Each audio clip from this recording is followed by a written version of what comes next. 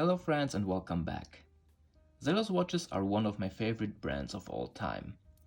But the problem is you cannot buy them in a store, you have to order them online.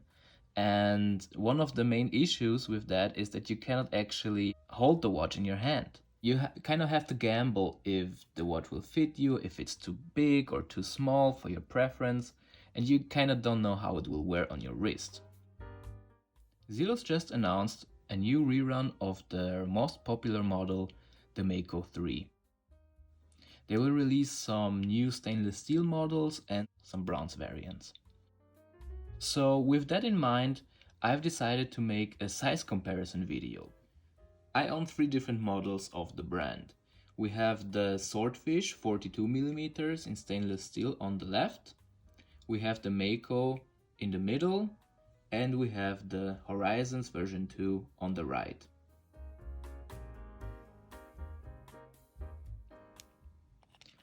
Alright, so the Swordfish is the biggest one of them all.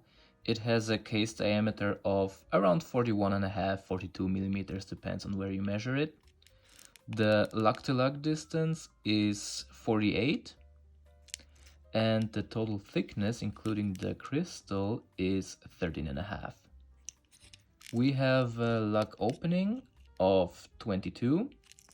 The bracelet tapers down to 20 and goes back up at 22 at the clasp. Then we have the Mako. The Mako is, in my opinion, the most comfortable watch of them all. It has perfect specs. We have a 40mm case diameter. We have a lug-to-lug distance of 46. And the height is a little bit tricky because it has a domed sapphire crystal. So I'm gonna measure it without the crystal first. It's gonna be, 11.5. And with the crystal, around 14. But the crystal doesn't really add any height. It's just on paper. Yeah, oh, and before I forget, the lug opening is 20mm.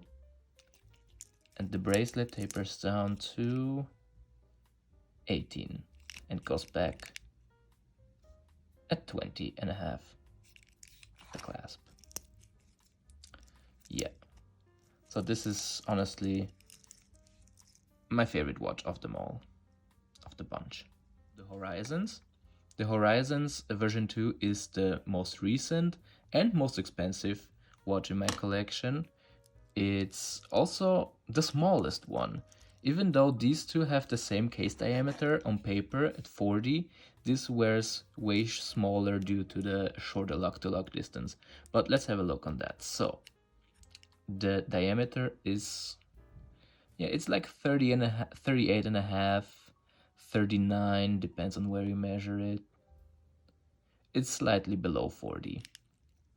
The lug-to-lug distance is 44.5, 45, and it has an even bigger domed crystal. So without the crystal we have, I think it's the same. Yeah, it's 11.5, and with the crystal it's around 14mm. So yeah, very similar specs, but a shorter lug-to-lug distance compared to the Mako.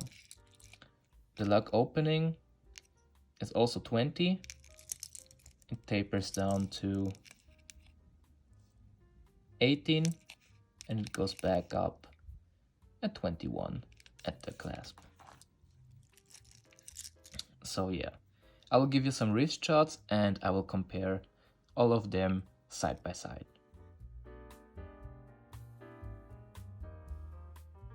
Alright, so let's take a look at these two models.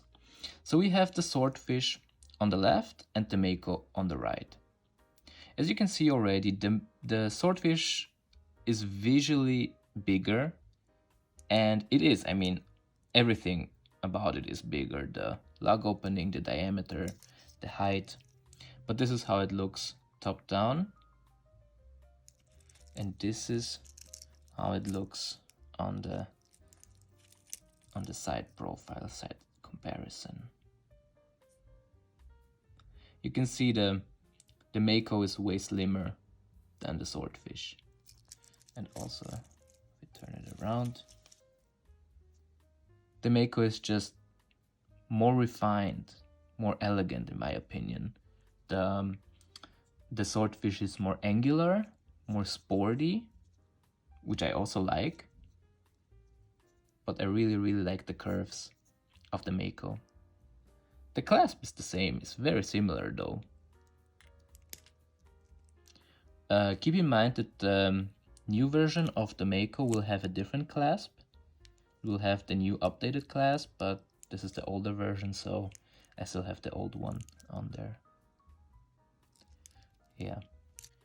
Alright, so let's take a look at the Mako and the Horizons. So they're on paper similar sized and they wear similarly. However, the Horizons wear slightly smaller, as mentioned already before. What's very interesting here is actually the end locks. They are a little bit different. So here we have like a straight line and here we have a curve. Doesn't really affect the wearability, but it's worth mentioning. So let's check out the side profile. They both have very nice curves and they sit on the wrist very comfortably. We have chamfered edges, polished edges here.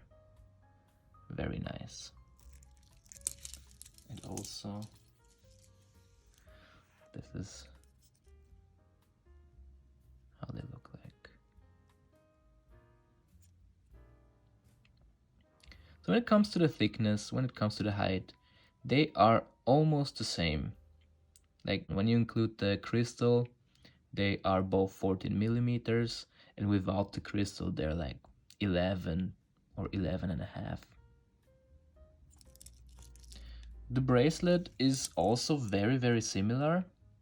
However, it's not the same. I don't know if you can pick it up. Of course, the clasp is different, but other than that, and mine is scratched up already. So excuse that.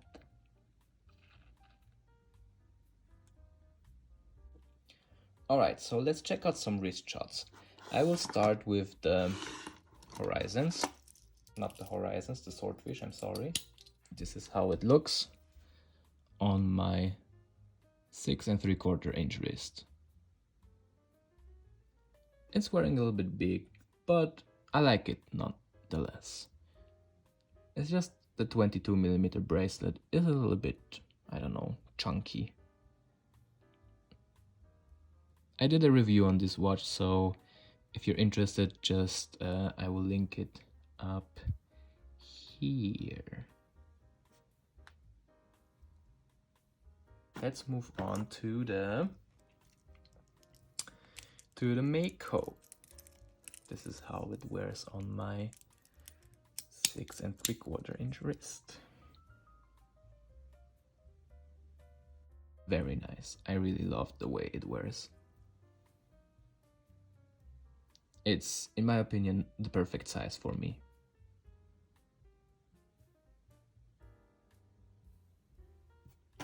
Also the thickness, it's like not very tall. It really feels like an 11 mil watch. And the crystal is just gorgeous. And last but not least, the Horizons also wears very nicely. As I mentioned before, slightly smaller, but I really like the size of it. Also the thickness, the height is very similar to the Mako.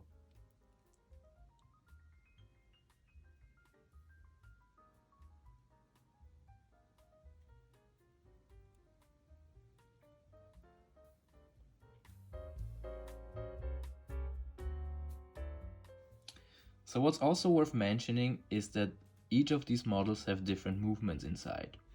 So the Swordfish on the left has the Seiko NH35 movement, which is a good movement, but it's not the best.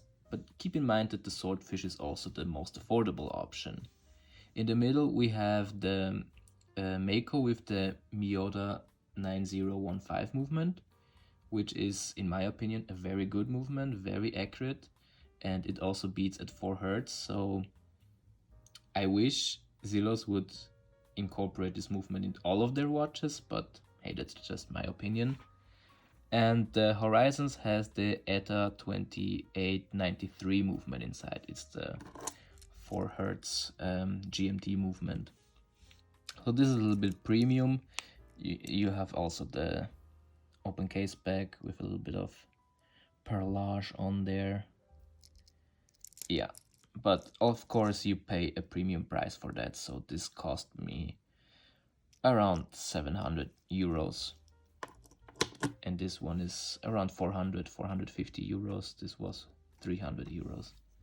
So keep in mind that the price point mainly affects the movement inside, not the quality, because the quality in all of those watches is incredible. Mentioning that all of those watches have sapphire crystals with AR coating. This one has blue AR coating. I don't know if you can actually see that. Yeah, you can see it right here. And Mako as well has a blue AR coating.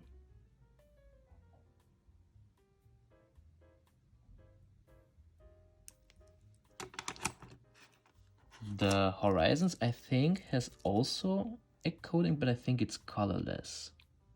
And I think it's a blue AR coating, but I'm not sure on that.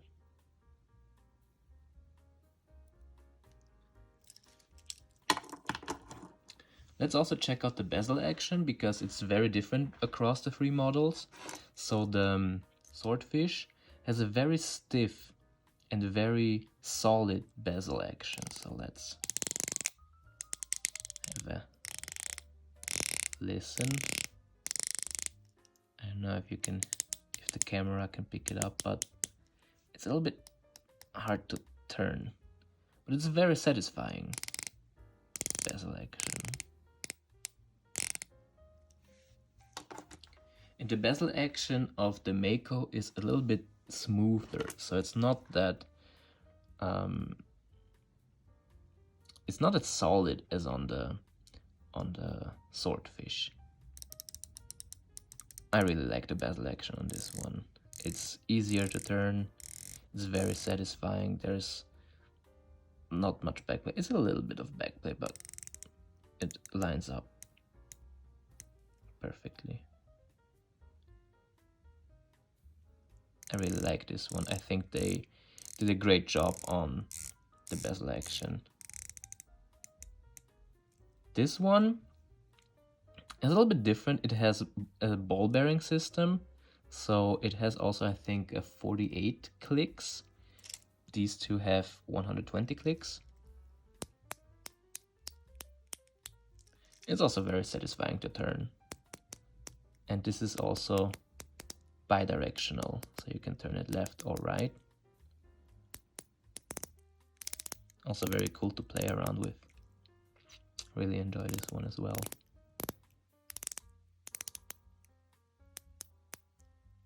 So the Lume is very interesting on these ones. So the Swordfish, in my opinion, has the strongest Lume. It's very generously applied. And sorry if I sound like that, I'm making this video in my closet. And yeah, it's like really the one that will last you through the night. It has like a lot of Lume in here. A special thing about the Mako is that it has also a lumed crown. So it's the only watch among these 3 models that has a lumed crown. The other ones don't have that feature. And I think it's kind of cool. The Horizons,